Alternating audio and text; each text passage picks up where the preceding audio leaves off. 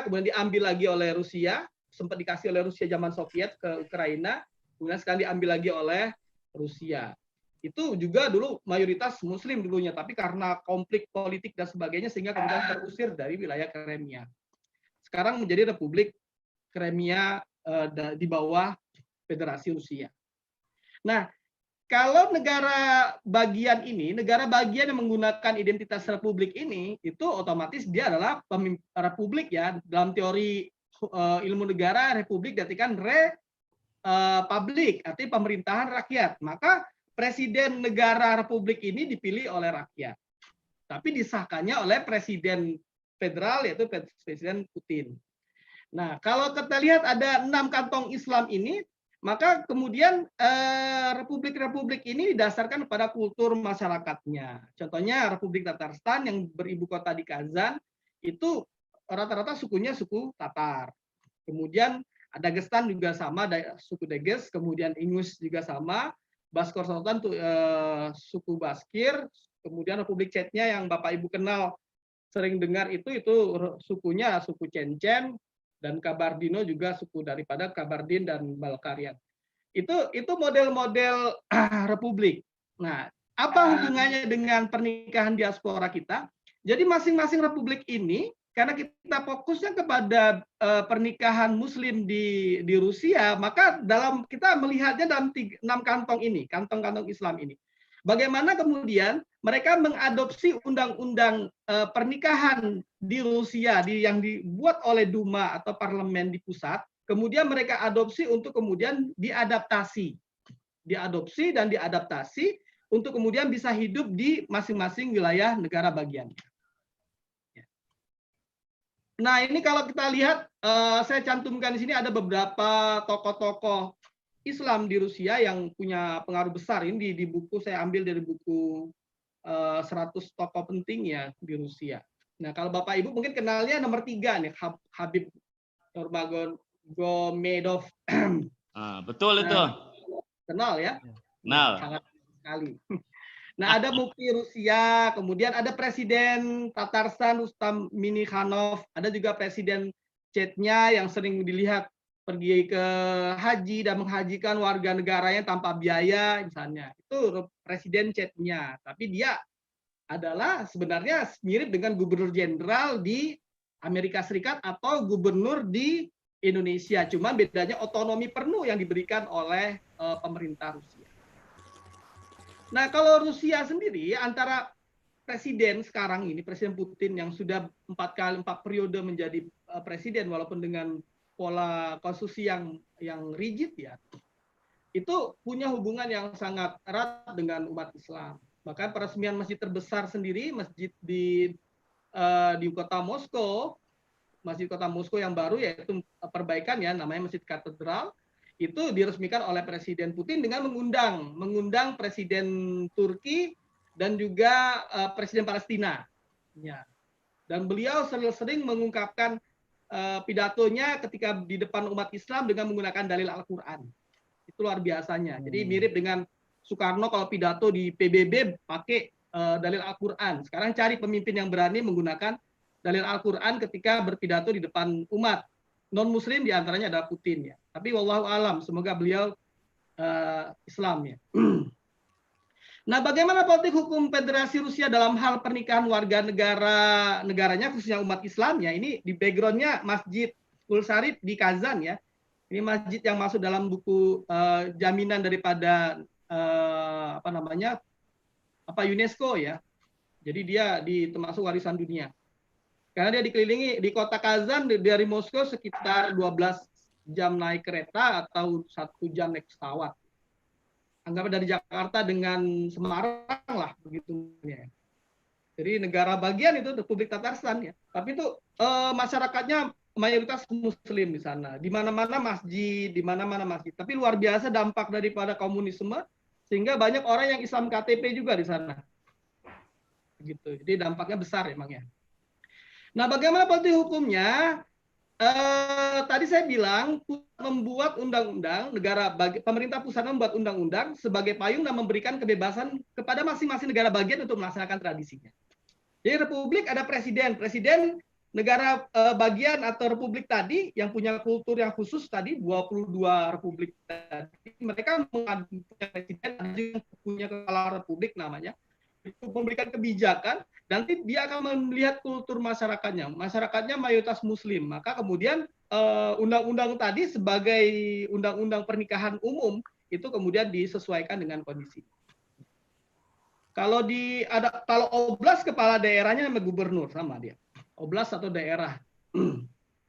Nah, regulasi pernikahan di Federasi Rusia itu disebut dengan Rossiyskaya Gazeta atau dalam bahasa Inggrisnya Family Code of Russia. Itu disahkan tanggal 8 Desember 1995. Ini zamannya Soviet ya. Jadi ketika itu Presiden Boris Yeltsin ya. Dan tanggal kemudian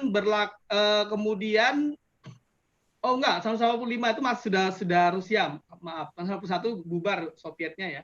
Kemudian mengalami aja perubahan tahun 1996 sampai dengan 2008. Tapi isinya ya tidak terlalu jauh beda, hanya kebijakan tuntutan dari daerah-daerah yang kemudian mengubah daripada regulasi undang-undang tadi. Sehingga ada perubahan atau amandemen-amandemen. Nah, kalau di Rossiyskaya Gazeta itu begini modelnya. Sameni Kadek Rossiyskoy Federasi. Ya. Ini hurufnya huruf Sirilik ya, Bapak Ibu silakan baca. Ini kalau saya bacanya mirip dulu belajar awal-awal mirip belajar Iqra awal-awal itu. Belajar huruf Iqra, tapi ini lebih cepat karena belajarnya sudah tua. Kalau Iqra kan anak-anak agak lama ya. Kayak orang tua kalau belajar Iqra lebih cepat dia belajar Quran lebih cepat. Seperti saya belajar baca huruf Rusia gitu, mirip. Maka lebih cepat, tiga minggu udah bisa baca. Nah, struktur undang-undang perkawinan Rusia itu sebagaimana kita mirip ya, jadi nggak ada bedanya. Ini sudah saya terjemahkan dalam bahasa Indonesianya. Ada ketentuan umumnya, sama. Di akhir ada penutupnya. Di dalamnya lagi, bab 2-nya, itu ada pengertiannya apa itu pernikahan atau perceraian, hak dan kewajiban. Nah, kalau yang menjadi fokus kita saat ini lebih kepada penerapan hukum keluarganya dalam hubungan keluarga yang mencakup bab 7 ya, yang mencakup warga negara asing dan orang tanpa keluarga negara. Nanti kalau butuh undang-undangnya saya kasih nanti dalam masih bahasa Rusia tapi ya, kalau butuh terjemahannya nanti saya terjemahkan. Ya, dari bahasa Rusia ke bahasa Indonesianya. Ini yang dibutuhkan oleh teman peneliti kita Kang Sadari, Kang Hidayat dengan Bu Mesra ini karena beliau bidangnya hukum keluarga. Saya hanya lewat aja nih, penelitian ini lewat, bantu beliau-beliau, setelah ini tetap kembali kepada fokus hukum tata negara saya. Nah, bagaimana pasal-pasal pernikahan di Rusia? Kalau dilihat tadi background-backgroundnya tetap dihayati ya, kalau backgroundnya ada masjid katedral, ini masjid sholat Idul Fitri ini. Jadi penuh semuanya dan polisi menjaga merekanya. Kalau ini dilihat, jangan lihat perempuannya ini. Pasal-pasal pernikahan di Rusia, diantaranya artikel atau pasal, kalau diterjemahkan artikel namanya. Artikel 156 pernikahan di wilayah Federasi Rusia. Jadi pernikahan di wilayah Federasi Rusia itu, undang-undang umumnya, pusatnya mengatakan bentuk dan prosedur untuk menikah itu ditentukan oleh Undang-Undang Federasi Rusia. Kemudian menikah itu harus didasarkan pada hukum negara di mana orang tersebut tinggal. Jadi kalau misalnya dia tinggal di Tatarstan Republik Chechnya, maka dia berdasarkan pada hukum negara tersebut, negara bagian tadi. Atau mungkin dianya di negara luar misalnya, maka tetap menggunakan hukum tadi. Dan itu diakui oleh negara Rusia. Jadi pernikahan misalnya Kang Sadari menikah di Indonesia dengan orang Rusia misalnya, datang ke Rusia, diakui pernikahannya, walaupun dinikahkannya di KUA Indonesia, itu diakui. Kemudian pernikahan di wilayah Federasi Rusia juga sama, dikatakan jika seorang bersama dengan warga negara tertutup ya. Jadi jika seorang bersama dengan keluarga negaraan negara asing memiliki keluarga negara Federasi Rusia, Undang-Undang Federasi Rusia berlaku untuk kondisi perkawinan. Jika seorang memiliki keluarga negara beberapa negara asing, karena Rusia juga mengakui warga negara yang memiliki multi keluarga negaraan ya, maka dia juga tetap diakui. Nah, termasuk juga orang yang tidak memiliki keluarga negaraan. Di Rusia juga ada orang yang tidak memiliki keluarga negaraan tinggal di Rusia. Khususnya orang-orang zaman dulu yang ketakutan dianggap sebagai antek komunis ya dulu. Jadi mereka itu kan tidak punya keluarga negaraan, tinggal di Rusia, tapi pulang takut dibunuh, misalnya pulang ke Indonesia takut dibunuh, tapi tinggal di Soviet, di Moskow, di Rusia. Nah itu juga tetap diakui untuk status dia sebagai orang yang tidak memiliki keluarga negaraan. Jadi luar biasa untuk pengakuan HAM-nya di Rusia ini ya, walaupun dulunya negaranya adalah negara komunis. Nah di Rusia itu dalam pasal bagian 14 ya, itu undang-undang pernikahan pasal 14, sebenarnya belum saya terjemahin bahasanya. Itu dilarang melakukan poligami, kecuali ya ada pengecualian untuk negara bagian Republik Chechnya itu dibolehkan karena Presiden Chechnya itu mengusulkan untuk melegalkan poligami di negara Republik Chechnya. Tapi negara, jadi di sini beda dengan kita. Kalau Indonesia kan unifikasi hukum, itu mengakibatkan undang-undang yang dibuat oleh pemerintah itu berlaku untuk seluruh wilayah provinsi Indonesia. Itu unifikasi hukum. Nah, tapi kalau misalnya di Papua ada pembunuhan, kemudian diselesaikan secara adat, hanya dengan misalnya upacara adat potong babi misalnya selesai, atau di Baduy dengan keluargaan selesai, itu kan ketika belum sampai kepada ranah peradilan. Ketika sampai ke ranah peradilan, maka tetap digunakan KUHP. Ya. Nah, itu unifikasi hukum. Kalau di Rusia, unifikasi hukumnya itu lebih fleksibel, didasarkan kepada otonomi asimetrisnya. Jadi di sini di Rusia semua wilayah itu punya, khususnya republik itu punya otonomi yang hampir mirip dengan berdaulatnya sebuah negara, hanya saja tidak punya hubungan dengan luar negeri saja. Ya. Maka dalam hal contohnya masalah pernikahan ini, undang-undang mengatur resmi tentang pernikahan, tetapi kemudian ketika negara bagian ingin membuat aturan lain, misalnya tentang batas pernikahan saja, di Republik Tatarstan itu ada kebijakan boleh menikah usia 16 tahun. Padahal di undang-undang tentang pernikahan kode Rusia ini, kode keluarga Rusia ini, itu mereka tidak hanya membolehkan usia 18 tahun. Ya. Nah, sama dengan kita tentang larangan pencegahan pernikahan, contohnya pernikahan yang sudah ada ikatan, yang kedua ada kerabat, orang tua angkat dan angkat itu tidak boleh dinikahi di Rusia. Jadi dia sebagai orang tua angkat nggak boleh nikah. Kemudian orang yang setidaknya satu orang nyatakan tidak berkompetensi secara hukum juga tidak boleh untuk melakukan pernikahan di Rusia. Bagaimana ketika mereka melanggar di sini? Ketika mereka melakukan pelanggaran, maka konsekuensinya adalah dianggap sebagai tindak pidana. Tindak pidana. Nah, batas usia pernikahannya, tadi saya bilang usia batas pernikahannya 18 tahun. Tapi ada pasal ayat 2, jika ada alasan baik pemerintah daerah di tempat kediaman orang yang ingin menikah berhak atas permintaan orang lain untuk mengizinkan pernikahan dengan orang yang telah mencapai usia 16 tahun. Ini contohnya yang terjadi di beberapa republik-republik atau negara bagian lainnya. Nah, ini pasal 157 ini berkait dengan pernikahan diaspora karena dia ketika pernikahannya misalnya seseorang menikah di atas misi diplomatik hubungan misalnya Indonesia dengan Rusia, misalnya menikahnya orang warga negara Rusia, merekanya di Indonesia, ya. Atau warga negara Indonesia menikah dengan orang Rusia, misalnya sebaliknya di Rusia misalnya, itu maka dia diatur dan tetap diakui sebagai pernikahan yang sah. Tapi kemudian ketika melakukan sengketa di Rusia, mereka pun menerima untuk kemudian diselesaikan secara hukum di Rusia atas keinginan daripada seseorang yang melakukan pernikahan lintas warga negara tadi. Ya. Nah, bagaimana peluang pernikahan diaspora di Rusia? Wah, ini peluang bagi Bapak Ibu-Ibu yang mau menikah di Rusia. Dulu tahun 1991 ketika 91 sampai dengan 98 ketika krisis ya di Rusia kemudian mengakibatkan runtuhnya Soviet, Indonesia krisis moneter, di Rusia juga sama krisis ya, kecuali Amerika ketika itu yang berjaya. Maka kemudian orang-orang Rusia banyak yang kelaparan dan kemudian mereka banyak yang melakukan diaspora pernikahan. Orang Rusia yang wanita Rusianya banyak kemudian mencari calon-calon suami yang ada di luar daerah. Mereka terus terang orang Rusia ini suka dengan orang yang berkulitnya agak hitam, eksotis. Jadi di sini bahkan mereka rela berjemur lama-lama ketika musim panas untuk dapat kulit hitam. Artinya kulitnya menjadi agak hitam gitu. Ya. Itu eksotis dianggapnya ya. Kayak saya ini agak eksotis, saya ngeri juga saya kalau keluar.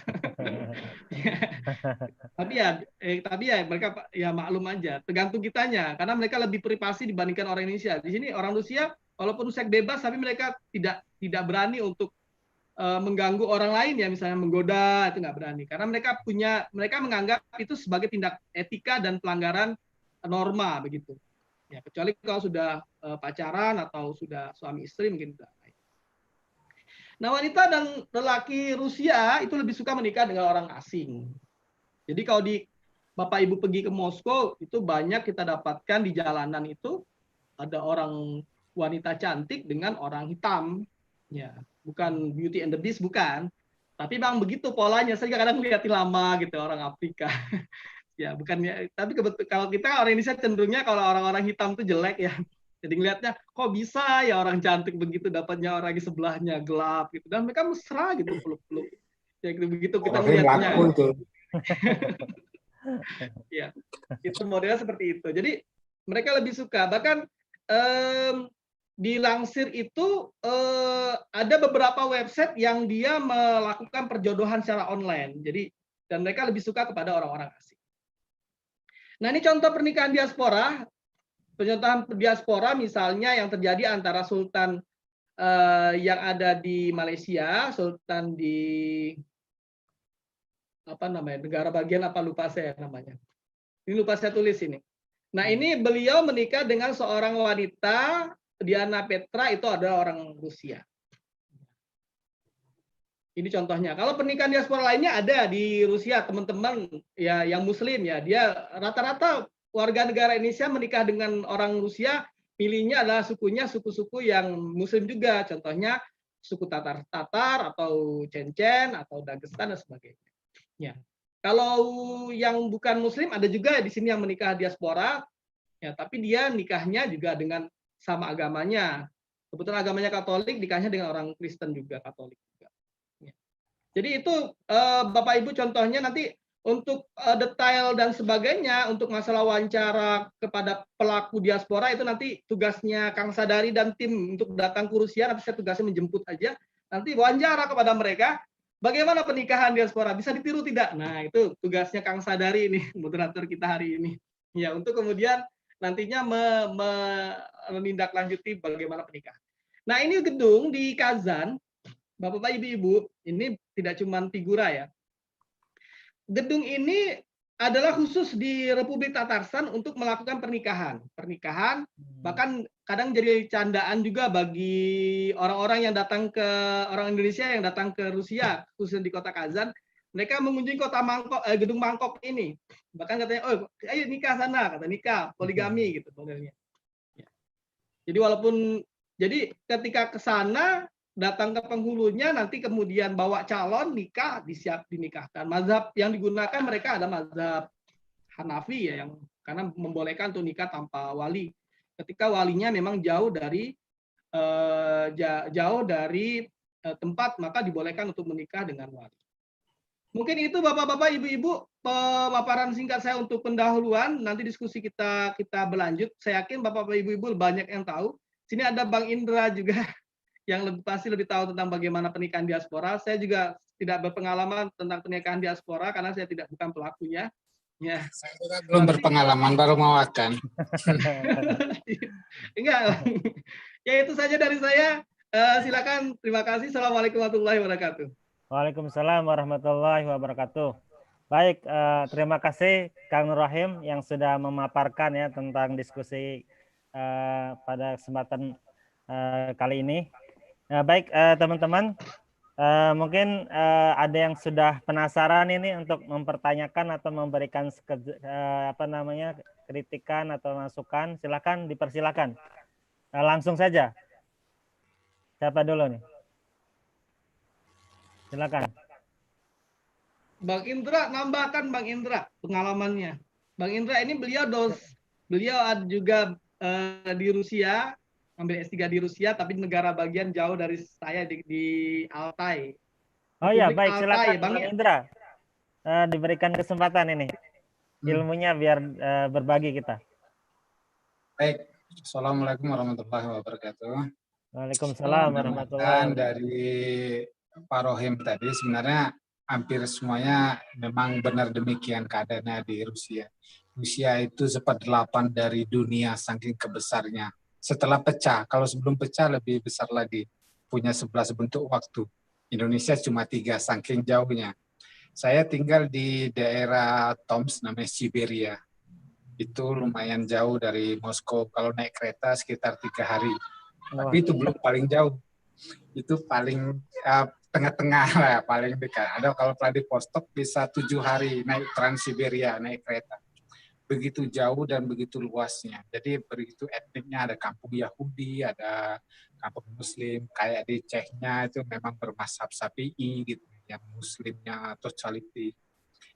Kemudian tentang pernikahan diaspora, kalau saya lihat teman ada orang Indonesia di tempat saya di Tom, baru mau nikah tapi dia Nasrani, itu sebenarnya tidak begitu sulit. Oh ya, saya tambahkan mungkin disebutkan belum biaya nikah. Biaya nikah di Rusia itu nggak nyampe 2.000 rubel, nggak nyampe 400.000. Lebih murah daripada di Indonesia. Dan tamu biasanya sekitar 10-20 orang saja. Tidak kayak kita ngumpulin keluarga yang ramai bisa salaman. Kalau saya dulu salaman hampir 1.000 orang gitu kan, dari keluarga ini, teman kantor, teman apa gitu. Kalau di sini cukup 20-50 udah banyak banget gitu. Jadi biayanya lebih murah, tidak harus ini cuma sertifikat saja. Kemudian ada juga tentang pernikahan di sini. Kalau saya mengamati yang non Muslim ya, mungkin sebagai masukan juga bagi yang lain. Memang wanita lebih banyak di sini. Ada jomblo sekitar 10 juta di Rusia ini. Wanita cantik yang memang kalau orang Indonesia bilang, kalau saya baru pertama datang ke Rusia tuh, kalau ada satu wanita Rusia jalan, itu yang cantiknya 2 orang. Bayangannya pun ikut cantik gitu. Cantik. Karena memang orangnya cantik. Berangkat.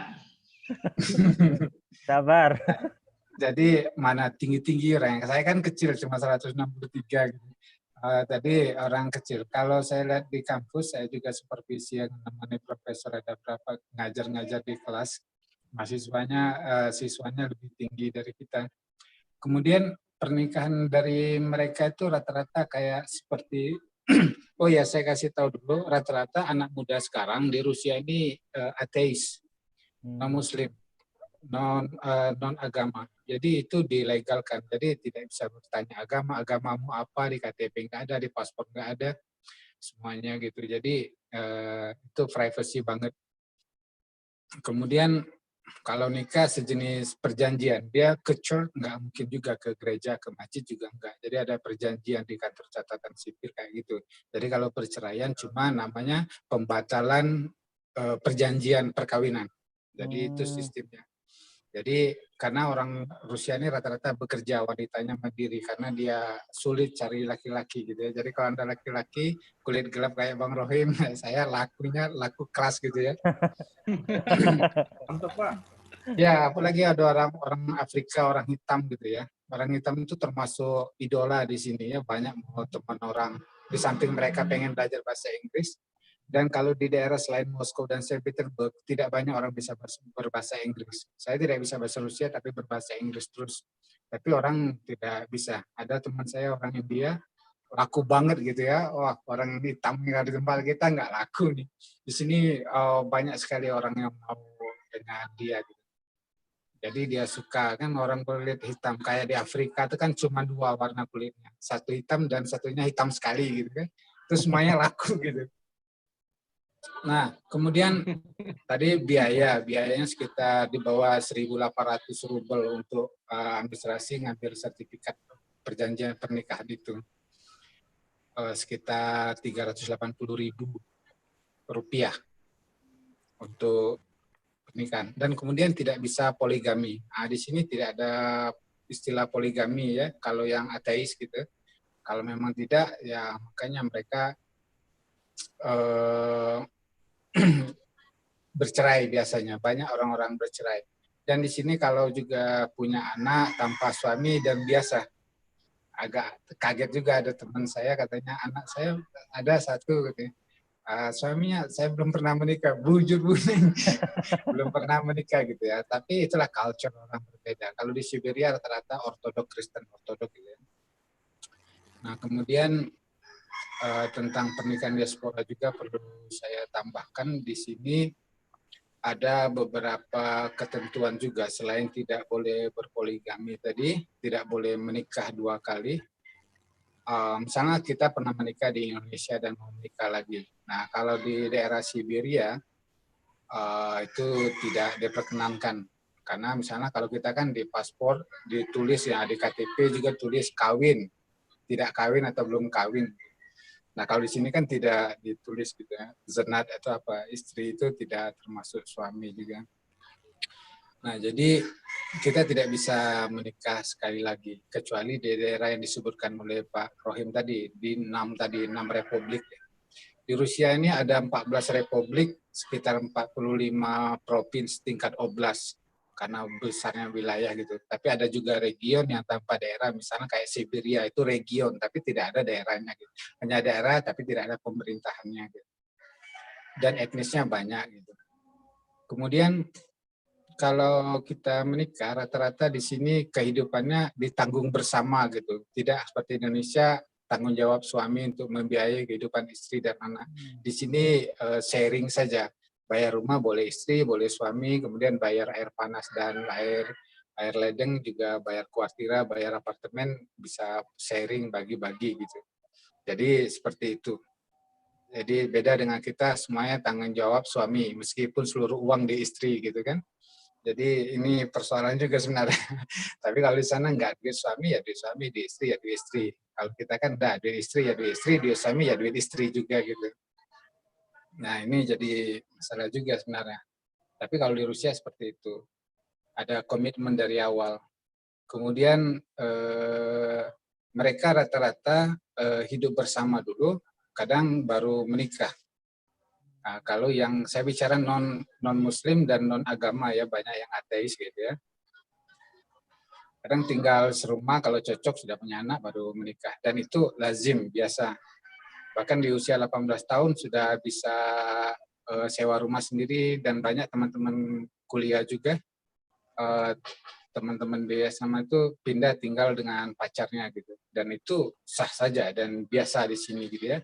Orang tua bertandang gitu ya, dia lagi tinggal sama pacarnya gitu, dan orang tuanya biasa-biasa aja gitu. Tempat kita kan sembelih gitu. Nah, jadi gitu. Dan tidak ada Satpol PP yang gerbak-gerbak tuh nggak ada di sini. Kemudian dari segi apalagi dari selain tadi biaya pernikahan, kemudian tidak boleh poligami dari ateis. Ada satu lagi kayaknya yang juga penting. Anak itu ikut mazhab ibunya. Nah, seperti itu setahu saya gitu ya. Walaupun setiap nama wajib mencantumkan nama ayah. Orang Rusia ini punya 3 nama. Misalnya Olga Rasmanovna Sulaisek. Namanya Rasmanovna itu nama ayah. Nama setiap orang Indonesia atau orang luar itu dikasih nama Rusia biasanya. Jadi ada namanya juga. Tidak bisa seperti saya. Nama saya cuma satu tanpa space, satu kata Indrayanto misalnya. Jadi maka di asuransi di bank sulit saya buat kartu karena harus ada nama family Imya gitu, ada nama keluarga, ada Simya Imya kalau di sini namanya. Jadi Indrayanto didobelkan kayak gitu. Nah, jadi ibunya ini, anak ini ikut ibunya. Nah, setahu saya seperti itu. Jadi mereka dinisbatkan ke ibunya bagi orang yang ateis, tapi nggak tahu ada pakar di sini, mungkin ada setiap negara, setiap budaya bisa berbeda. Nah, jadi anak itu ikut ke ibunya. Nah, jadi dari hasil pernikahan itu, jadi walaupun kadang ayahnya, mereka ini sering sekali terjadi perceraian kalau bahasa kita, atau kalau bahasa mereka itu pembatalan perkawinan gitu. Dan itu lumrah dan biasa saja gitu. Mungkin itu tambahan dari saya, Pak Rohim, Pak Moderator. Baik. Silakan. Baik, wah terima kasih Bang Indra. Semoga sehat selalu ya di Serbia sana. Ya, terima kasih informasinya nih menarik dan akan menjadi peluang buat para jomblo-jomblo di Indonesia untuk diaspora ke Rusia ini. Baik, selanjutnya silakan. Siapa lagi yang mau menambahkan atau bertanya? Ya. Bu Zahara mungkin, Bu Zahara yang di Kazan. Bu Zahara, silakan Bu Zahara, langsung. Kita berbagi ilmu di sini. Cerita tentang negara bagiannya. Ya. Saya baru bergabung, nggak sampai dari awal tadi, Mas Sadari. Oh ya. Iya, maaf ya. Oh iya. Bergabung, saya belum. Barangkali berbagi informasi Ibu di sana, Bu. Tentang apa tuh informasi itu? Seperti Bang Indra tadi, menceritakan tentang biaya pernikahan sampai sedetail mungkin itu menarik ya bagi kita ya. Ya, silakan Bu. Oke, Assalamualaikum Pakai warahmatullahi video Bu wabarakatuh. Zahra. Ya, Pakai video Bu. maaf nih saya baru selesai kelas, tadi baru ngajar ya. Baik, baik. Apa namanya itu? Nggak bisa buka videonya nih, lagi ada problem kamera nih ya. Oh ya, nggak apa-apa suaranya aja Bu. Suaranya aja ya. Baik, ya. Nggak apa-apa. Oke, sebenarnya nih saya di Kazan sama Pak Rohim ya sebelumnya ya. Jadi mungkin ya Mas Sadari, saya nggak begitu mengamati ya, kalau seperti Bang Indra tadi kan mengetahui biaya perkawinan begitu ya, terus sistemnya seperti apa. Saya kayaknya kurang inilah, kurang apa namanya sih ya, kurang mengetahui sih informasinya. Tapi mungkin sedikit boleh saya cerita mungkin gitu ya. Iya, Bu. Di Kazan itu kan memang hampir banyak muslimnya ya, dibanding daerah-daerah yang lainnya. Seperti misalnya tadi di Toms, Bang Indra tadi ya, atau di daerah-daerah yang Serbia atau San Peter gitu. Di Kazan itu lebih muslimnya mungkin 60% mungkin ada ya muslimnya. Jadi kalau kita sebagai mahasiswa begitu yang tidak begitu sulit untuk mencari makanan halal begitu ya. Dan kebetulan mahasiswa terbanyak yang dari Indonesia di Kazan gitu ya. Di samping Moskow sama San Peter gitu. Kenapa mereka memilih Kazan? Ya pertama muslim mungkin lebih banyak, terus mencari makanan halal juga lebih mudah dibanding kota-kota yang lain. Terus masjid juga sangat banyak gitu ya. Dibanding di kota lain mungkin satu kota masjidnya mungkin ada, bisa dihitung lah. Kalau di Kazan itu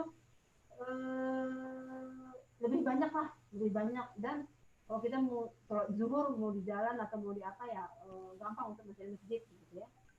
Dan di kampus juga saya dengar juga ada disediakan tempat untuk musola kecil bagi yang mahasiswa yang beragama Islam begitu ya. Jadi kalau di daerah lain kan katanya di kampus itu tidak ada disediakan, kecuali kita cari sendiri gitu, apa di bawah tangga, apa di tempat yang kosong gitu ya. Yang penting kita bawa sajadah. Tapi di Kazan itu, khususnya di Kazan Federal University itu ada musola kecil katanya yang yang tersedia gitu untuk kita umat muslim yang melakukan sholat gitu ya. Dan teman-teman juga kalau sholat Jumat gitu kayaknya mudah ya untuk mencari masjid, dan dosennya juga bisa permisi kita gitu ya. Jadi diizinkanlah kita untuk melakukan sholat Jumat gitu bagi yang agama Islam seperti itu ya. Sedangkan kalau saya melihat tadi, betul kata Pak Indra tadi, orang Rusia sendiri itu ya, yang Rusia mungkin orang Tatar gitu ya. Kalau yang agak taat itu kan orang Tatar, suku Tatar gitu. Itu biasanya mereka menikah harus mencari sesama Muslim begitu ya. Sedangkan kalau yang Muslim, tapi Muslim istilahnya kayak Muslim KTP begitu ya, maksudnya mungkin orang tuanya Muslim tapi anaknya sudah tidak menjalankan ibadah lagi lah gitu ya. Itu mereka biasanya mencari mungkin nggak tergantung harus satu agama gitu ya. Mereka dengan seperti yang Bang Indra tadi bilang, bisa dari Afrika, bisa dari negara-negara yang lain begitu ya. Tapi kalau suku Tatar sendiri itu beda gitu ya. Beda itu muslimnya itu memang mereka mencari pasangan sama satu agama begitu ya. Dan dari segi pakaian juga mereka ini, kalau yang perempuan muslim itu mereka selalu pakai rok gitu, rok panjang gitu ya. Itu tandanya Tatar itu memang kalau yang taat memang taat betul gitu. Sedangkan yang orang Tatar tapi misalnya perempuan ya pakainya pakai celana panjang tapi agak-agak ketat dan sebagainya, itu agamanya agak kurang lah seperti itu ya. Ya, sedangkan kalau Tatar sendiri dari segi pakaian memang bagus gitu. Kalau agamanya memang bagus, ya dia badannya panjang gitu ya. Pakaian perempuan gitu tidak memakai celana panjang, tapi kita memakai gamis ataupun rok seperti itu gitu ya. Sedangkan pernikahan tadi betul seperti Bang Indra juga tadi, mereka ini tidak seperti kita rame gitu ya, rame sampai ratusan orang yang menghadiri, tidak. Hanya ya mungkin keluarga ini saja sih yang menghadiri pernikahan itu, dan biasa mereka ini melakukannya di masjid, sama seperti juga di masjid, dan selebrasinya atau pestanya itu tidak semeriah seperti yang di kita sepertinya. Hanya pernikahan ya mungkin hanya makan keluarga dekat saja, ya udah selesai seperti itu gitu ya. Jadi mungkin hanya itu saja sih yang saya tahu, Mas Sadari saat ini. Kenapa? Karena selama ini saya mungkin fokus kepada perkuliahan ya, tidak begitu tidak begitu nggak dengan masalah lingkungan sosial, terutama mungkin perkawinan dan sebagainya. Mungkin itu saja ya, Mas. Baik ya. Assalamualaikum warahmatullahi wabarakatuh. Baik, terima kasih kepada Bu Zahro. Baik, Pak narasumber, ini sudah ada pertanyaan dari Pak Ikhwan Sidorjo ini. Di chat itu dia ingin menanyakan tentang pernikahan diaspora antara Muslim dengan perempuan Rusia non Muslim. Apakah ada prosedurnya itu di sana? Silakan Pak Nur Rahim. Ya, baik. Jadi pernikahan apapun di Rusia itu diakui sebenarnya, seperti misalnya tadi dia keluarga ya, dia merekanya, bahkan anaknya pun diakui. Jadi di sini ada istilah namanya gras dan brak. Kalau bahasa kita itu kalau bahasa kita di daerah kampung itu namanya kumpul kebo ya. Tapi kalau mereka dibilang kumpul kebo marah juga kan. Bukan nah, kebos ya. Jadi mereka itu bukan tinggal di sebuah rumah tanpa kata pernikahan, punya anak. Nah, bagaimana orang Muslim dengan non-Muslim ketika mereka melakukan pernikahan? Nah, orang datang ke Rusia, kemudian menikah dengan non-Muslim. Nah, itu otomatis dianya pencatatannya memang hanya secara sipil yang didasarkan pada undang-undang pernikahan Rusia saja, tetapi secara hukum Islam dia tidak sah secara hukum Islam. Karena kan memang hukum Islam mewajibkan pernikahan sama agama. Tidak ada namanya pernikahan berbeda agama. Nah, yang wajar itu adalah ketika seorang yang dianggap sebagai diaspora pernikahan itu yang wajar, itu ketika ada Muslim datang ke Rusia, kemudian menikah dengan wanita Muslimah, misalnya dari suku Tatarstan, Dagestan, Chechnya, atau mungkin orang Rusia di Moskow yang sudah beragama Islam. Nah, itu pasti maka biasanya mereka melakukan pernikahannya resmi di masjid atau di rumah oleh seorang ustadz atau ulama, kemudian mencatatkannya secara sah kepada pemerintah Rusia. Dan untuk mencatatkan atau tidak itu tidak ada namanya ada ikatan seperti kita wajib mencatatkan. Kalau tidak maka dianggap sebagai ilegal. Mereka tidak ada begitu. Jadi tidak ada kewajiban untuk mencatatkan. Tetapi orang akan berusaha untuk mencatatkan karena dampaknya kepada subsidi pemerintah. Jadi ketika orang sudah mencatatkan pernikahannya, maka dia akan dapat jaminan untuk anak, pendidikan anak pertama, anak kedua, anak ketiga. Kemudian ketika dia sudah punya anak, maka dia dapat subsidi rumah, apartemen, tinggal di rumah, kemudian dan bulanan. Jadi kalau di Rusia ini penganggur pun dapat subsidi dari pemerintah. Apalagi dalam ranah COVID ini tidak ada di Rusia. Misalnya pegawai yang dianya jadi gak dapat uang, nggak ada, karena mereka disubsidi pemerintah. Karena sebelum COVID pun pengangguran dapat gaji dari pemerintah, dari negara. Jadi model sosialis itu kan begitu. Jadi negara yang memberi makan kepada warga negaranya. Yang positifnya ya, negatifnya banyak pastinya kalau komunis sosialis.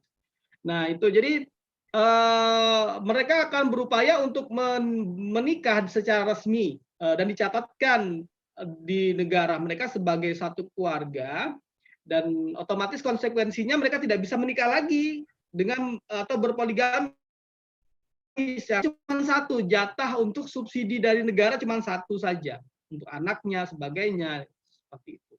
Nah, kalau mereka di luar itu kemudian melakukan perselingkuhan atau itu lain lagi urusannya. Paling konflik akan terjadi antara suami dan istri saja, sehingga terjadilah perceraian, dan perceraian pun diatur dengan undang-undang kode famili tadi ya, yang diatur oleh undang-undang pernikahan Rusia. Nah, jadi kalau untuk yang di Rusia pernikahan apapun itu dibolehkan, beda agama boleh, cuman yang tidak bolehkan adalah agamanya. Kalau mereka meyakini orang orang Chetnya itu sangat kuat, orang bangsa Chechen ya, itu sangat meyakini Islam sebagai agama, jadi mereka sangat kaku indikasi kalau dulunya itu tersebar itu pahamnya paham Salafi ya, yang mereka kemudian ingin memisahkan dari Federasi Rusia dulunya, sehingga kemudian dibombardir oleh Rusia dan banyak kemudian dianggap sebagai gerakan separatisme. Tapi sekarang sudah kemudian damai dan diberikan otonomi yang seluas-luasnya, menegakkan syariat Islam dibolehkan di Chetnya. Alkohol boleh itu tidak masuk di Chetnya. Jadi negara bagian republik yang tidak boleh masukkan alkohol itu hanya di Chetnya. Kalau Republik Islam lain misalnya yang kantong-kantong Islam lain, Tatarstan dulu saya tahu di sana dengan Bu Zahara dulu di Kazan itu masih banyak minuman keras ya. Jadi di mall-mall atau di semacam Indomaret itu dibuka itu banyak minuman kerasnya. Cuman ya tidak boleh sembarangan beli. Kalau di Indonesia kan siapapun boleh beli. Kalau di Rusia kalau dianya usianya tidak mencapai cukup umur, dilihat paspornya, dilihat usianya karena di sini pakai paspor semua ya KTP-nya. Usianya tidak sampai umur dewasa 18 tahun nggak boleh minum minuman keras, ya nggak boleh minum. Kalau masuk asrama ada nggak minuman keras, nggak boleh. Jadi mereka boleh dijual tapi tidak boleh sembarangan. Minum bisa kena denda dan sebagainya. Sama dengan rokok juga kalau di Indonesia kan di mana-mana orang rokok. Di sini nggak boleh sembarangan merokok. Ada tempat-tempat khusus merokoknya. Jadi teman saya kalau kuliah itu biasanya mereka ketika musim salju minus 30 jalan kaki 1 kilo hanya untuk ngerokok aja. Teman saya Turki dia jalan kaki melewati salju kemudian untuk ngerokok, balik lagi ke kelas sudah selesai hajatnya ya. Karena ngerokok di Rusia mirip dengan orang buang air besar. Jadi harus sembunyi di tempat mana gitu yang memang tidak sembarangan. Tanya Pak Indra nih, Bang Indra nih perokok dia, beliaunya ini. Kalau saya alhamdulillah tidak merokok. Jadi aman sayanya, di mana aja bisa hidup, susah untuk merokok. Baik. Ya. Saya persilakan. Saya lihat tadi ada Pak Abdul Halim. Pak Sadar. Ya, Pak Abdul Halim, silakan memberikan pertanyaan barangkali Pak Abdul Halim atau masukan di Rusia. Nah, Gras dan Brak itu. Halo? Suara saya jelas nggak ya? Iya. Lanjut. Jelas, ya? Pak Sadar. Ya, silakan. Halo? Ya, silakan Pak Denny. Pak Denny. Ya, sangat menarik apa yang disampaikan oleh Pak Nur Rohim dan yang lainnya tadi. Mungkin saya sedikit bertanya,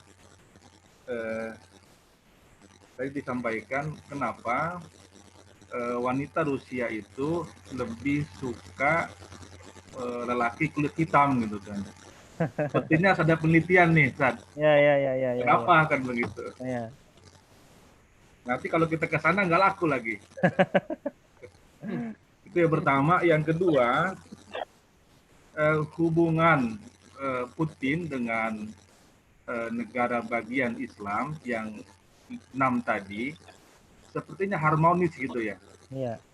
Nah ini kenapa gitu? Padahal kalau kita baca sejarah antara Chechnya dulu kan banyak yang gugur pada waktu itu kan, ya. dengan Putin begitu. Nah kenapa sekarang harmonis gitu? Ini ada apa kan begitu? Nah kemudian mungkin kondisi ekonomi barangkali. Apakah Rusia itu ekonominya maju atau bagaimana itu?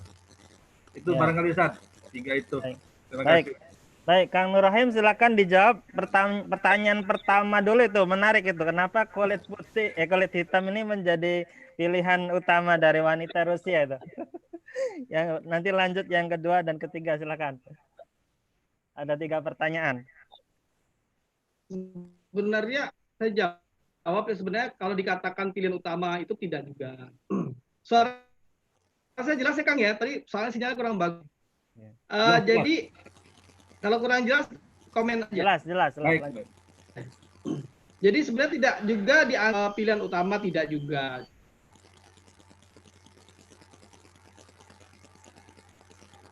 Halo?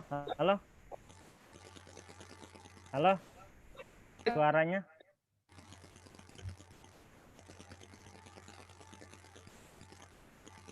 Ya, suaranya nggak kedengaran ini. Masih belum jelas Kang Oh, suaranya. Kang? sudah. Sekarang, silakan. Sekarang jelas nggak? Sekarang ganti Jelas. WiFi ini. Jelas.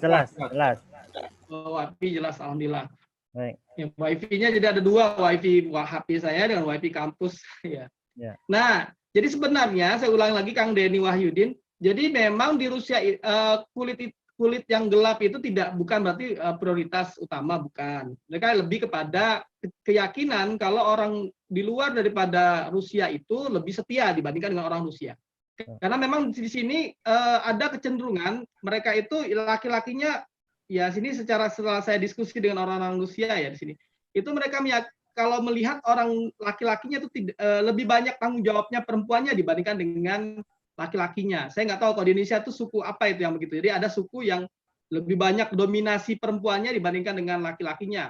Kalau Padang misalnya kan walaupun dia otoritas banyak perempuannya, tapi kan dominan untuk bekerja sebagai laki-laki tetap ya. Tapi ada kalau di Rusia tidak. Jadi banyak yang bekerja itu lebih dominannya perempuan begitu, perempuan. Sehingga kemudian laki-lakinya cenderungnya agak malas begitu. Bahkan kalau pernah saya naik taksi itu, saya ngobrol dengan orang Rusia tapi sukunya suku dari orang Muslim ya dia. Ketika dia tahu kita Muslim Indonesia itu senang sekali dia cerita apa adanya. Dia bilang, saya nggak suka dengan orang Rusia katanya. Padahal dia warga negara Rusia, tapi sukunya suku Tatarstan ya. Dia bilang mereka tuh malas-malas. Kita yang bekerja, kata kita yang taksi, kita yang bangun gedung, mereka cuma maunya hanya di kantor, nggak mau sebagainya. Tapi bahkan dosen pun banyak kan ya perempuan di Rusia ini. Itu. Ya. Nah jadi kembali ke tadi pertanyaan Kang Denny tadi, jadi tidak berarti itu. Tapi memang mereka itu suka dengan sesuatu yang gelap-gelap, eksotis begitu. Jadi mereka rela berjemur itu supaya berjemur berjam-jam untuk mendapatkan kulit supaya agak hitam. Ya, jadi kulit agak hitam. Bahkan kayak Kang Denny ini sangat ganteng sekali kalau di Rusia karena di kulitnya sangat eksotis. Iya. Saya juga nggak tahu nih di Rusia agak putihan. Harusnya saya tetap konsisten hitamnya supaya banyak ya pahalemnya. Baik, lanjut Kang Nur Rahim. Ada lagi 2 pertanyaan tadi, hubungan Putin dengan Ya, silakan. Enggak, ada 2 pertanyaan lagi, hubungan Putin dengan Republik Islam tadi bagaimana? Dan kedua, kondisi ekonominya maju atau tidak tadi? Dari pertanyaan Kang Denny ada 2 lagi yang belum dijawab. Kalau hubungan kita lihat ya, hubungan tadi saya buat slide-nya memang. Jadi Putin itu kalau dilihat secara kepemimpinan leadership-nya itu lebih belusukan dibandingkan dengan presiden kita Jokowi. Beliau sangat menghargai, bahkan dalam beberapa pidatonya mengatakan komponen penting Rusia itu selain multi etnis juga agama. Maka kemudian beliau itu sangat mendukung ketika misalnya pendirian masjid, pendirian kuil Buddha di wilayah. Videonya tolong. Gimana? Videonya. Kelihatan nggak? Videonya dimunculkan. Suaranya kedengaran nggak, Kang? Kedengaran suaranya, tapi videonya nggak muncul. Slide-nya nggak muncul ya, slide-nya. Nggak, bukan video, tapi slide. Slide-nya nggak muncul, slide-nya. Ini muncul nggak? Nggak kelihatan. Oh, nggak kelihatan. Kalau gitu kita balik lagi aja. Ya. Nah, jadi kalau kita lihat di slide tadi, itu ada keharmonisan antara presiden federal, yaitu Presiden Federasi Rusia, Putin, dengan presiden-presiden republik-republik di bawah Federasi Rusia. Misalnya Presiden Chechnya, atau mungkin presiden di Tatarstan, atau presiden dan sebagainya Islam. Nah itu beliau kemudian sering melakukan macam pertemuan, bahkan memposisikan dirinya sebagai presiden dengan para presiden negara bagian. Ya. Nah kalau dengan mufti Rusia, mufti itu ada mufti oleh negara, namanya mufti negara ya, itu bertempat di Moskow. Tapi di Rusia sendiri ada mufti yang sangat dihormati yang berada di Ufa, itu Republik Protestan. Dia sangat dihormati dan diakui oleh seluruh umat yang ada di Rusia sebagai rujukan utama. Nah, sedangkan posisi mufti yang ada di Moskow yang diangkat oleh itu beliau selalu menunjuk kepada yang minoritas. Mungkin boleh jadi seperti kalau kita di Indonesia ada MUI yang ada ulama yang kiai sangat dihormati tamat. Suara putus-putus ya? Ya. Susah sinyal ya. Oke, masih putus Kang, suaranya Kang? Ya, lanjut. Udah. Bisa. Ya, putus. Mohon maaf Bapak Ibu, sinyalnya kurang bagus juga. Tapi semoga bisa nyampe ke Bapak Ibu semuanya. Jadi kondisi keagamaannya, pemerintah mengangkat mufti negara, dan juga ada mufti yang memang diakui oleh masyarakat luas yang dia diseniorkan, yaitu mufti yang di negara bagian di Ufa. Ya, seperti ini daerah-daerah Siberia. Jadi wilayah utara ini kan Moskow dan sebagainya. Siberia itu Asia Utara kalau dunia, peta dunia ya. Karena Rusia ini punya wilayah, baik itu wilayah Eropa dan juga wilayah Rusia. Oke, baik, silakan Kang Sadari, lanjut. Baik, ini ya, saya kasih kesempatan kepada Pak Nur Hidayat, salah satu tim riset kita, nanti sambil nunggu pertanyaan berikutnya, mencoba mensinkronkan. Kemarin kita diskusi tentang diaspora pernikahan di Taiwan. Barangkali dari beliau ada tambahan dan masukan sebagai penguat yang diskusi ini tentang diaspora di Rusia. Silakan Pak Nur Hidayat. Halo. Ya, assalamualaikum warahmatullahi wabarakatuh. Waalaikumsalam. Videonya dimunculkan Pak ya. Oh ya. Ya. Wajib ya. Wajib. Wajib ain. Wajib ain ya. Silakan. Ya. Jadi begini, ada benang merah antara motivasi pernikahan diaspora Taiwan dan Rusia. Jadi motivasi ekonomi itu saya kira ini menjadi motivasi penting saya kira, bahkan menjadi motivasi utama dalam adanya pernikahan diaspora di Rusia itu, ya. Ini saya kira sangat penting menjadi benang merah gitu ya dalam penelitian ini. Kemudian yang kedua, mungkin karena Rusia dan dengan sistem sosialisnya itu, sehingga ini menjadi memiliki aturan tersendiri dalam adanya pernikahan diaspora ini. Sehingga kalau tadi dikatakan oleh siapa tadi, Pak Indrianto ya, siapa yang tadi yang di Rusia itu, sangat mudah sekali misalnya terjadinya pernikahan diaspora karena misalnya orang Rusia itu menyukai orang non Rusia gitu ya, kita pun orang luar Rusia gitu, sehingga misalnya tadi ada satu orang Rusia itu ternyata ada dua wanita cantik ya, bayangannya aja itu sudah cantik saya kira menurut Pak Indrianto tadi. Nah ini yang hal-hal yang seperti ini mungkin nanti menciptakan bahwa dengan pernikahan diaspora itu nanti menciptakan mungkin etnis baru misalnya gitu ya. Ini perlu digali gitu. Ada etnis baru dengan adanya dengan pernikahan diaspora ini gitu. Ciri fisik yang baru misalnya, kemudian ya menciptakan juga bahasa yang baru mungkin gitu. ya. Kan, ya, Pak? Tapi ini perlu riset mendalam gitu. Mungkin itu sebagai tambahan.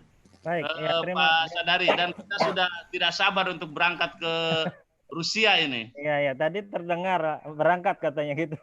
Ya. Baik, terima kasih Pak Nur Hidayat, Ya, salah ya, satu makasih. tim pra-penelitian kita. Ya, ya. Ini ada pertanyaan, ada 3 Sadari, pertanyaan saya dari Pak Dr. Imam Ghazali nih. Ada 3 pertanyaan, saya lacak di atas. Apakah pernikahan perbedaan agama itu terjadi di sana? Terusan bagaimana respon ulama Rusia berkaitan dengan persoalan tersebut? Apakah persoalan perbedaan agama juga menjadi sumber konflik? Nah, kalau yang sudah dijawab nggak apa-apa. Barangkali yang belum silakan dijelaskan Pak Nur Rahim. Dari Dr. Imam Ghazali bertanya 3 pertanyaan. Silakan Pak Nur Rahim. Halo? Halo Pak Nur Rahim? Ya, kayaknya masih gangguan nih narasumber kita. Kalau apakah pernikahan beda agama juga terjadi di sana? Kayaknya pertanyaan 1 sudah dijawab tadi ya. Halo Pak Nur Rahim? Iya, putus nggak? Ya, bisa lanjut. Iya, susah juga di sini, saya nggak tahu nih saya. Pertanyaan tadi saya ingin menanggapi, respon aja ke Kang Dayat tadi bilang akan muncul ras baru. Nah, cuman uniknya kalau di puncak misalnya kan ya ada pernikahan diaspora orang Arab dengan orang Sunda itu kan matanya jadi ada muncul orang kulit putih, rambut pirang, anak-anak ya. Matanya mata biru atau apa gitu. Nah, cuman kalau di sini ada diaspora nanti akan muncul orang yang kulitnya abu-abu ya karena nikah orang putih nikahnya dengan orang kulit hitam jadi abu-abu, nggak belang-belang ya Bu ya. jadi dia kulitnya agak ke abu-abu aja. Tapi belum banyak sebenarnya. Tapi kalaupun ada. Tapi kalau dengan orang Asia belum banyak. Rata-rata yang pernikahan diaspora orang Rusia itu dengan orang Asia Tengah ya. Karena memang masuk. Jadi orang Asia Tengah yang lama dijajah oleh Soviet, ya dicengkeram oleh Soviet di Asia Tengah baik itu negara-negara Kazakhstan, Turkmenistan, Tajikistan, Kyrgyzstan, Azerbaijan dan sebagainya itu yang Asia Tengah yang merekanya cenderungnya ke arah ya tengah ya semi-semi Arab kadang-kadang wajah mereka juga atau Persia gitu. Itu kemudian menikah dengan orang-orang yang dengan orang Rusia sehingga kemudian ada semacam bentuk ras baru tapi unik gitu, unik dan yang luar biasa gitu kelihatannya ya. Nggak bisa digambarkan dengan kata-kata. Datang sendiri aja Pak Ikhwan ke sini. Ya. itu pertanyaannya saya tadi nggak dengar Kang Sadari, gimana Kang Sadari? Ya, ada 3 pertanyaan tadi saya cek di chat itu. Apakah pernikahan perbedaan agama juga terjadi di sana? Terus kedua, bagaimana respon ulama Rusia berkaitan dengan persoalan tersebut? Terus ketiga, apakah persoalan perbedaan agama itu menjadi sumber konflik? Di Rusia itu agama itu menjadi sebuah privasi. Bahkan dilarang untuk melakukan survei berapa jumlah agama ya, penduduk beragama sebagainya, kecuali dilakukan survei-survei yang tersembunyi. Nah, karena di dalam undang-undang Rusia, undang-undang tahun, maksudnya pakai tahun ya, tahun 1967 tentang kebebasan beragama dan berkeyakinan itu tidak boleh orang mempertanyakan agama seseorang. Ya. Atau mempermasalahkan agama seseorang itu nggak boleh. Kalau ngajak boleh, yang penting mau. Kalau dia tidak mau diajak-ajak nggak boleh, itu dia nggak boleh di Rusia. Jadi masuk pidana, gitu. Jadi pelanggaran pidana. Jadi kalau kita dakwah itu dengan cara ngajak kemudian maksa nggak boleh di sini, kena pidana kitanya. Atau nanya kamu Islam atau bukan kok pegang ini, misalnya pegang botol misalnya, itu masalah itu. Jadi mereka dianggap melanggar privasi. Jadi sangat privasi. Jadi kalau di sini ada orang melakukan perbuatan-perbuatan yang kita anggap privasi itu mereka tidak akan gubris. Saya misalnya pergi ke mall, sholat di mall bawa sejadah, nah itu kemudian orang-orang itu akan sangat menghormati kita dan tidak ada orang mengganggu kita sholat, nggak ada. Di sini orang Jumatan itu jaga oleh tentara, oleh polisi ya, dijaga polisi, gereja juga dijaga karena memang ada orang-orang yang anti agama, yang fobia terhadap agama, yang mereka yang masih paham-paham ateis itu, yang mereka tuh mengganggu. Dan itu dianggap sebagai tindak pidana berat ya di Rusia. Jadi ada kebebasan dan jaminan, tetapi juga tidak boleh kemudian orang itu ngotak-atik urusan agama orang. Jadi kalau ada orang yang nikah, yang tidak nikah, kumpul kebo atau geras dan berak tadi, itu nggak masalah, nggak ada hukumnya. Nah, ketika ada orang nikah dengan beda agama juga tidak ada yang mempermasalahkan. Ketika ada yang mempermasalahkan, maka dia jadi masalah, mengganggu privasi orang lain. Nah, kalau bukti dan sebagainya, kecuali di chatnya ya memang dia punya otonomi murni yang memang mungkin jadi ulamanya atau presidennya ikut campur urusan warganya. Tapi untuk seluruh wilayah Rusia lainnya itu tidak ada ikut campuran pemerintah negara bagian ulama terhadap privasi agama orang lain termasuk pernikahan. Mau dicatatkan mau tidak terserah. Cuman implikasinya dalam hal ekonomi tadi, jaminan negara terhadap keluarga itu dia masalahnya yang kemudian dicari oleh orang yang menikah di Rusia. Jadi orang menikah di Rusia itu dicatatkan itu motivasinya ya tadi jaminan dari subsidi negara terhadap mereka kepada kehidupan mereka, keluarga mereka, anaknya sampai besar dan juga rumah juga jatah rumah dari pemerintah. Itu motivasi. Kalau mereka tidak mencatatkan ya sudah, mereka tidak akan mendapat hak. Baik. Itu. Kalau untuk kekisruhan agama di Rusia ya tetap namanya beda agama sebagai, tapi itu juga karena memang kuatnya militer dan juga kepolisian di Rusia, maka kemudian kekisruhan dan jaminan keamanan itu sangat terjaga di Rusia. Ya, terima kasih. Baik, mungkin ada 2 atau 3 lagi pertanyaan ini. Bu Fadila. Sedikit Pak Moderator. Oh ya. Sharing. Gimana Pak Indra? Jadi gini, sebenarnya yang pengen kita tahu juga, pengen saya cari tahu, bisa enggak orang luar negeri yang beda agama nikahnya di Rusia gitu.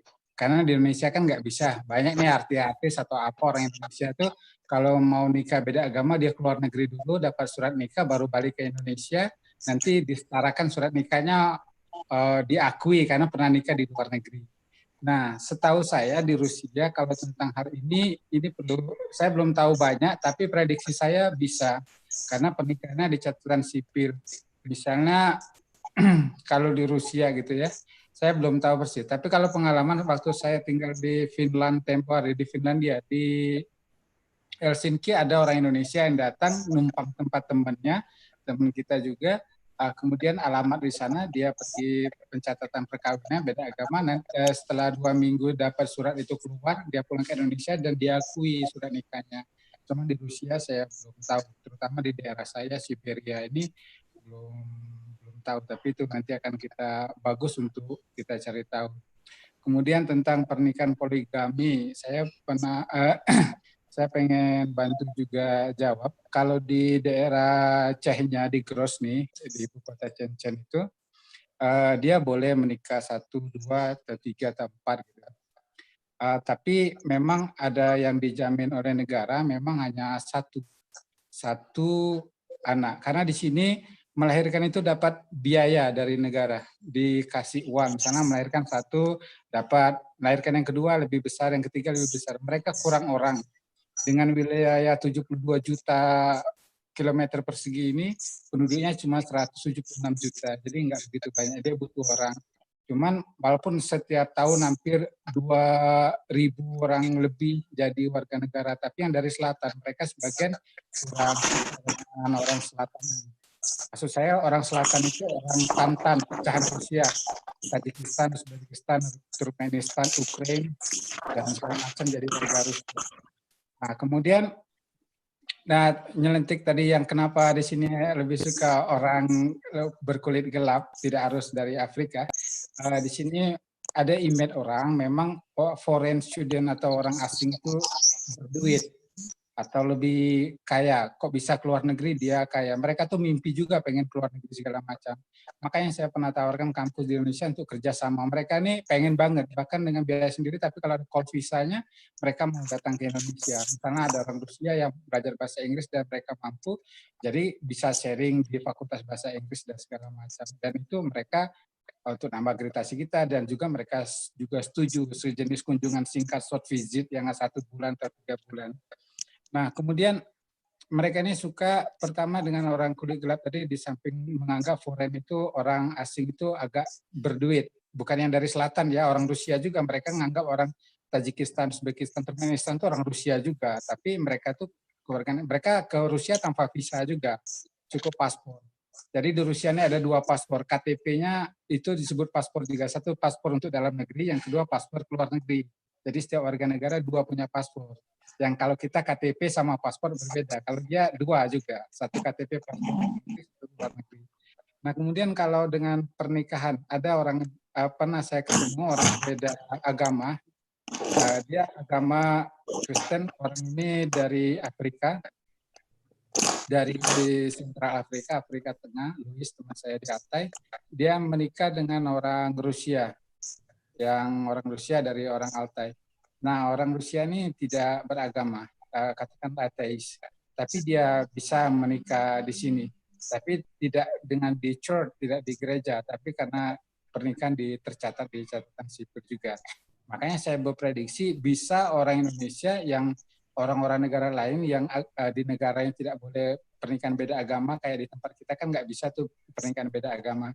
Dia pergi ke luar negeri, dapat surat nikah, dan baru kembali Indonesia diakui karena dia sudah pernah memang menikah dan tercatat di negara tersebut. Nah, saya pikir itu.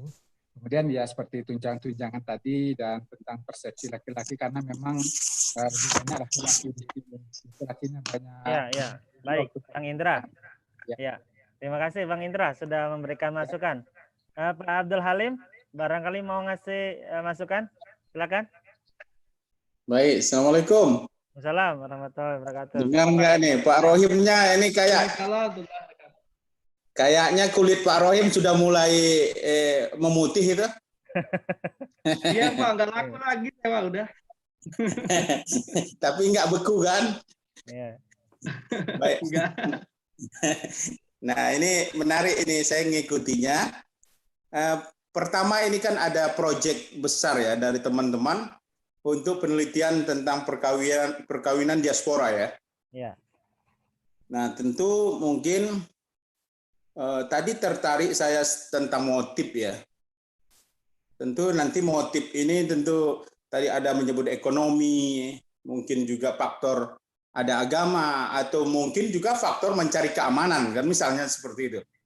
Jadi mungkin motif-motif ini atau faktor sosial lain ini mungkin menarik, tetapi resikonya adalah teman-teman melakukan penelitian itu langsung terjun mengikuti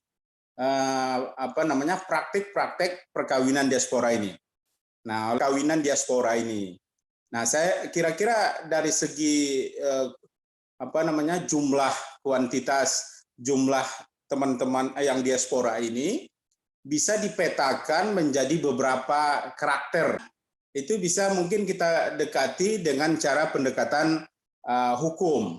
Nah, ini kan akan berbeda nanti. Jadi mungkin Pak Nur Rahim tentu lebih paham tentang misalnya bagaimana pengelompokan itu. Ini mungkin kalau bisa diceritakan oleh Pak Nur Rahim yang sudah di sana itu, kira-kira berapa tipikal ya kalau praktik keagamaan ini. Saya pikir pemetaan mapping responden diaspora ini sangat penting ya, sehingga jangan nanti ada kesimpulan yang sebenarnya terlalu dini ya. Itu yang pertama mungkin. Dan tentu juga akan lebih baik kalau misalnya bagaimana Friedman mau mengelompokkan tentang bagaimana struktur hukum, substansi hukum, culture di sana. Nah, apakah culture kita misalnya yang dari Indonesia berangkat tiba-tiba di sana terjadi perubahan-perubahan, ada stability, ada di change misalnya. Ini juga mungkin perlu disikapi melihatnya. Jadi saya sangat menunggu ini hasil penelitian ini. Misalnya diaspora ini sebelum berangkat itu bagaimana culture-nya, bagaimana budayanya, bagaimana mazhabnya, bagaimana praktik keagamaannya, dan bagaimana dia praktek kawinnya misalnya, mungkin yang kawin yang pertamanya atau yang setelah di Rusia bagaimana. Kan ini mungkin sangat menarik. Ini kita tunggu ini nanti catatan dari lapangan namanya mungkin. Ya. Itu yang pertama. Yang kedua saya tertarik begini Pak Nur Rahim, juga tadi saya ada 3 pertanyaan agak singkat nanti. Yang kedua adalah otonomi syariat Islam katanya ada di daerah CES-nya tadi ya. Nah, mungkin Pak Nur, saya tertarik karena memang kalau otonomi syariat Islam ini kira-kira kalau kita bandingkan dengan Aceh, misalnya pemberian otonomisasinya itu di sana itu apa saja? Apakah otonomi dalam konteks seperti yang kita berlakukan di Aceh? Ya, apa masih dengar suara saya? Masih Pak, masih. Masih. Ya. Nah, jadi otonomi ini harus kita coba lihat dalam potret Indonesia bagaimana, kan begitu? Jadi mungkin kita nanti akan Pak Sadari buat satu penelitian baru lagi, potret Mahkamah Syariahnya misalnya, potret otonominya misalnya, otonomi syariatnya misalnya Indonesia diwujudkan oleh CES-nya Aceh, Rusia diwujudkan dengan CES-nya, mungkin jadi ini perlu menarik sekali saya pikir. Sayangnya Pak Sadari nggak ngajak saya penelitian ini, kalau nggak ini menarik. Ya. Ikut aja Pak nanti Pak. Itu yang kedua, mengenai otonomi syariat Islam. Sehingga saya juga bertanya, apakah di sana CES-nya itu memiliki mahkamah syariah atau peradilan, atau beradanya itu ada di peradilan distrik atau civil court-nya. Nah, ini mungkin penting. Yang ketiga terakhir, saya tertarik ada Bapak apa tadi? Pak Indra ya? Pak Indra ya, Pak Indra. Pak Indra, saya ini kebetulan di kampus Jakarta, di kampus sekuler. Jadi karena di bawah Kementerian Dikbud ya. Nah, sekarang bertugas, tapi sehari-hari dengan Pak Nur Rohim. Nah, jika ada mahasiswa atau perguruan tinggi di sana yang ingin ke Indonesia, nah saya sangat menerima ini kalau masih di sana Pak Indra ya. Silakan nanti UPN Veteran Jakarta akan memfasilitasi untuk student exchange, short course apa lain dengan daerah-daerah yang ada di Rusia. Jadi kita akan sediakan rumahnya, ya, apartemennya, dan biasanya kita program berikan. Jadi mohon juga ini menarik ini. Saya ingin tangkap ini kerjasama ini. Kalau bisa difasilitasi termasuk dengan Pak Nur Rohim ya. Mohon dibantu sehingga orang-orang Rusia itu juga penting kita tarik. Saya pikir itu 3 pertanyaan. Saya sangat tidak sabar menunggu laporan lapangan daripada teman-teman yang penelitian ini. Termasuk Taiwan juga sebenarnya menarik. Sayang kemarin saya tidak bisa ikut yang Taiwan. Jadi mungkin bisa kita mencari potret nanti bagaimana diaspora di seluruh negara.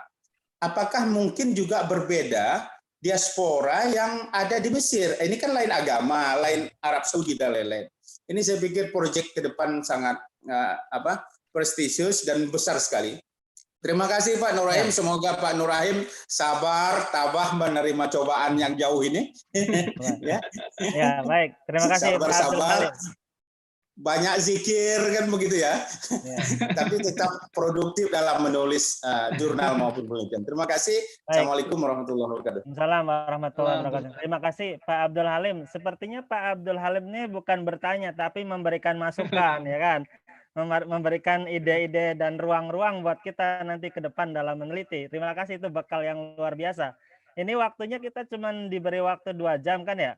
Masih ada sedikit sisa waktu. Nah, nanti narasumber siapkan epilog aja ini yang terakhir ini ya. Jadi begini teman-teman, partisipan diskusi bahwasanya pertanyaan-pertanyaan yang dilayangkan melalui chat itu saya cek memang sudah banyak dijawab juga ya. Namun kalau ada yang belum terjawab, insya Allah nanti bisa kita sambung melalui WA atau diskusi yang lain. Karena masih ada diskusi yang keempat, nanti yang terakhir itu akan disampaikan oleh Dr. Misraini terkait dengan implikasi dampak diaspora itu. Dan ini juga termasuk pra penelitian kita ini, masih pra ya. Nanti lebih lanjutnya adalah langsung pada wawancara. Jadi saya memberikan ini juga kata kunci ya. Ini orang Rusia bisa melakukan pernikahan diaspora di sana, tapi harus hati-hati. Di antaranya begini, ada 5 hal kriteria orang Rusia. Artinya orang Rusia itu punya prinsip ya. Misalnya pertama sangat mematuhi peraturan. Jadi peraturan-peraturan yang diharapkan. Kemudian orang Rusia juga selalu to the point kalau nggak salah ya Pak Kang Nur Rahim. Jadi kalau di sana sudah punya pasangan tuh merasa sudah punya tambatan hati, nggak bisa itu orang lain asal masuk gitu. Jadi nggak lebay, orang-orang Rusia itu sangat to the point. Kebersihan itu juga menjadi prinsip orang Rusia. Sehingga tadi dijelaskan Kang Nur Rahim itu kebersihan itu orang kalau sudah habis kemana harus mandi dulu dan lain sebagainya. Kemudian sangat mencintai bahasanya.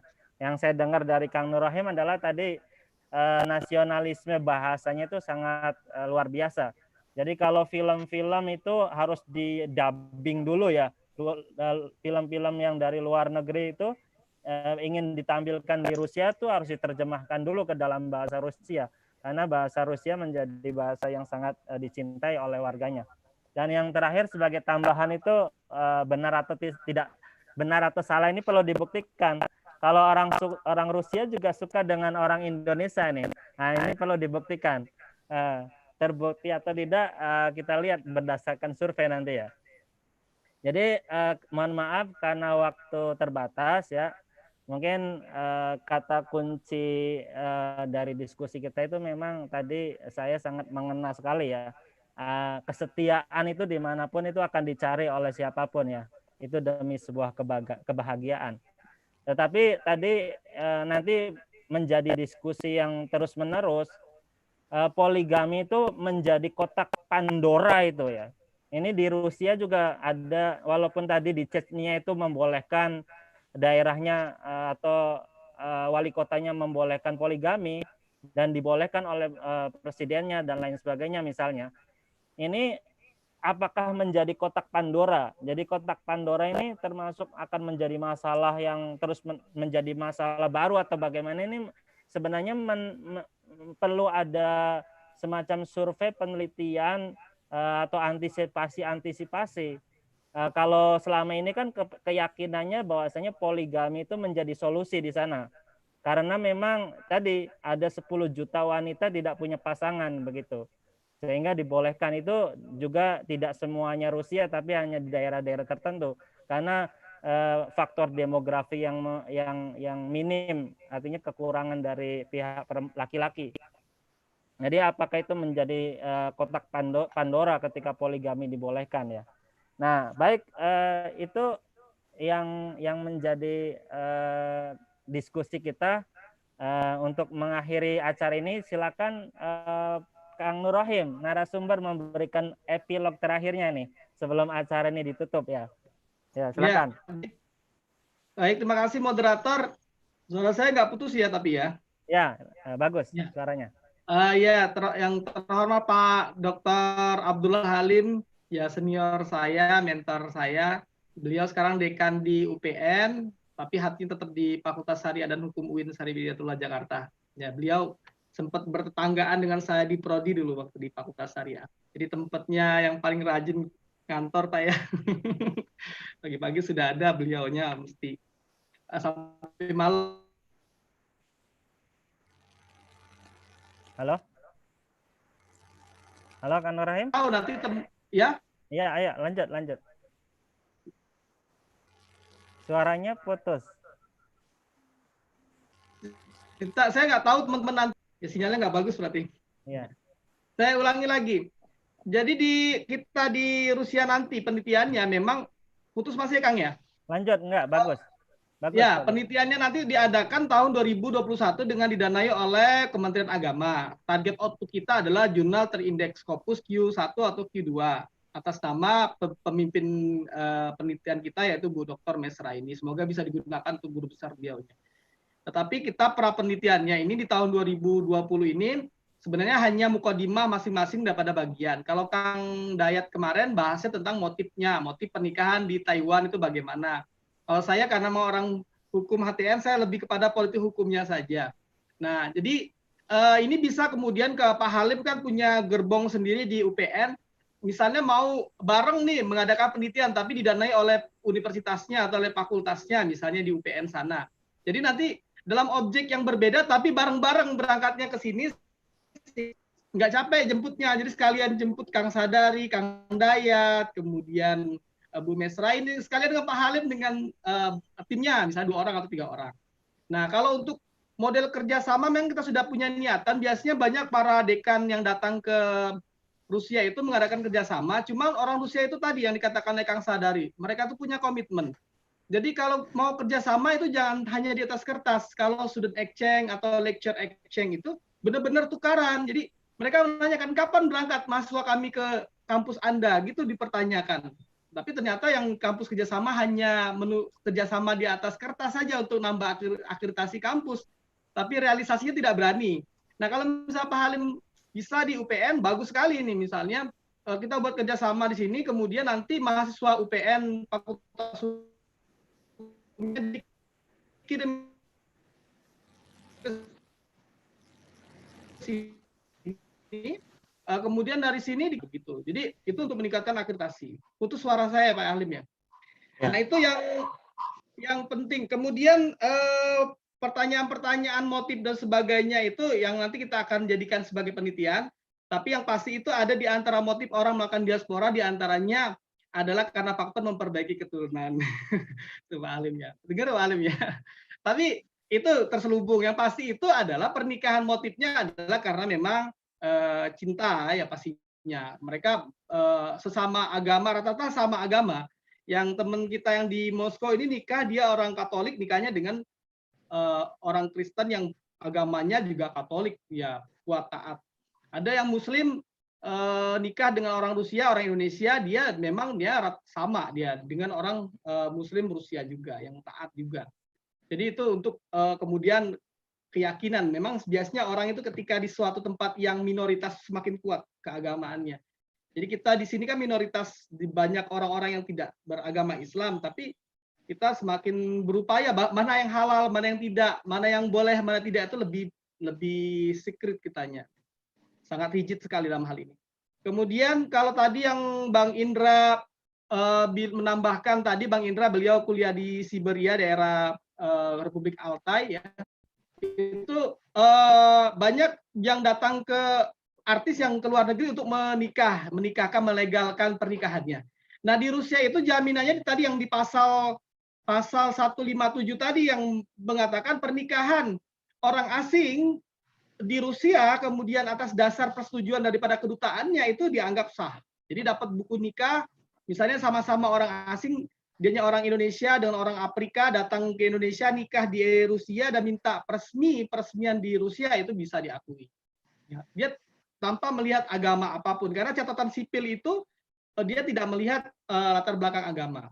Nah, kecuali untuk chatnya tadi, otonominya penuh dia dalam hal penegakan syariat Islamnya ini. Dan ini juga bisa harus diteliti juga nih Pak Halim nih kita. Nanti teman-teman yang pernah nulis tentang penerapan syariat Islam di Kelantan Malaysia, perbandingan dengan Aceh, nanti bisa membandingkan juga dengan penerapan syariat Islam di Republik Chetnya Federasi Rusia. Kalau dilihat, kalau saya lihat belum ada namanya penerapan hudud itu enggak. Cambuk itu belum ada. Tapi dalam pembatasan alkohol, penggunaan busana muslim, kholwat, pembatasan kholwat, jam malam dan sebagainya, termasuk juga mal-mal diskotik nggak ada di chatnya. Dan chatnya terbuka sekali untuk umum, jadi kita bisa datang ke sana dan bisa berkunjung dan mereka sangat welcome dengan kita. Dan sekarang sudah zona aman untuk daerah chatnya. Jadi kalau sekalian ke chatnya, sekalian ke Dagestan, Republik Dagestan, itu wilayahnya ke bawah selatan. Di bawah ya, kalau kita lihat di peta dunia itu bawah Dagestan, Chetnya, Ingushetia itu wilayah kantong Islam, yang itu republik semuanya tuh, republik-republik 3 itu punya bendera, punya konstitusi, punya kebijakan keagamaan. Jadi antara Republik Dagestan dengan Republik Chetnya itu beda paham mazhabnya, itu beda ya. Beda paham mazhabnya, jadi mereka juga beda, makanya tidak bisa disatukan antara Republik Dagestan dengan Chetnya. Chetnya sangat ketat dan sangat agamis, yang orang-orang Aceh ya fanatik dan agamanya, bahkan di sana tidak ada orang yang tidak berjilbab di chatnya, semuanya berjilbab semuanya, busana muslimah semuanya, alkohol dilarang di chatnya. Jadi kalau yang mau rokok sembunyi-sembunyi aja ngerokoknya di kamar mandi atau di mana gitu kalau di chatnya. Ya itu mungkin Pak Halim, nanti kalau kurang puas harus datang ke Rusia. Datang ke Rusia, jemput saya bawa rendang yang pastinya. Siap. Iya. Ya, Ya, terima kasih Kang Silakan.